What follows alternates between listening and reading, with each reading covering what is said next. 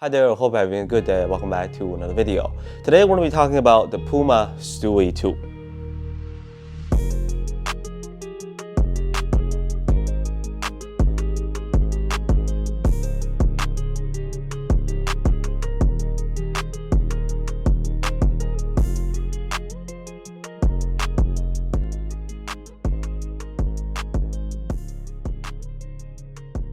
So this is now the second signature shoe of WNBA player Breanna Stewart.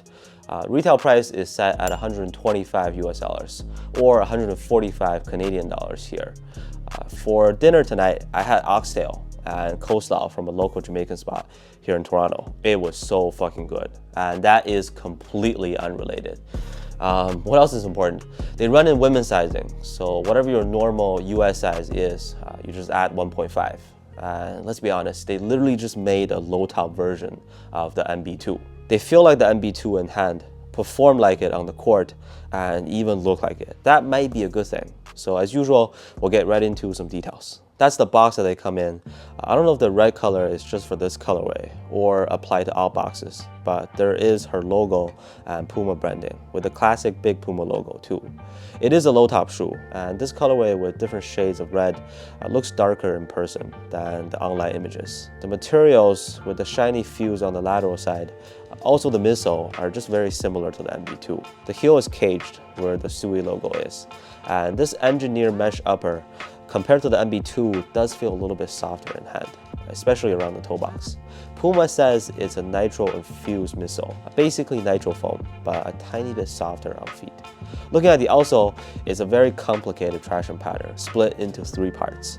I should definitely point out that the top part, rubber feels way too soft to last outdoors. Hopefully you'll be able to see as I run my finger across the grooves. So yeah, I would not recommend these for outdoor use. Otherwise, the upper is flexible. You can bend it fairly easily. Average padding. The collar area also feels just like the MB.02, but a lower cut. There are 420 grams for a size 10.5 men's, right around average weight, and it is lighter than the MB.02. Sorry that I'm referring to the LaMelo shoes a lot, but there are just so many similarities. As to how the Stewie 2 performs on the court, cushioning is pretty good. Again, as soon as you put it on feet, you feel like you're wearing the MB.02.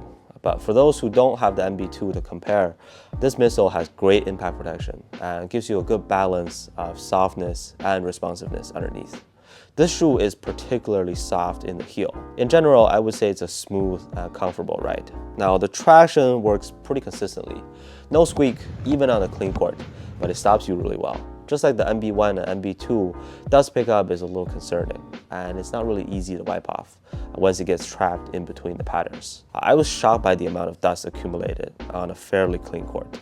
I still give it a 7 or 7.5 out of 10 for the traction performance. With the fit, these are true to size. Not much to be aware of, as they're right around average width. I wear a men's size 10.5 US. For these, that is equivalent to a women's size 12. Another good thing is that they did not cause any soreness for me, even over a super long sesh. Some of you might know that my feet are very flat. This one day I played twice in them, in the morning and at night for like almost 6 hours. Surprisingly, I had no soreness or foot pain at all, so that was impressive. And they're pretty light with decent stability, good for multiple positions, I think. Overall, good shoe, very comfortable, nothing crazy about it. The recent MB.02 colorways are really going downhill in my opinion. So if you don't want to wait for the low top to come out, maybe grab a pair of the Stewie 2 instead.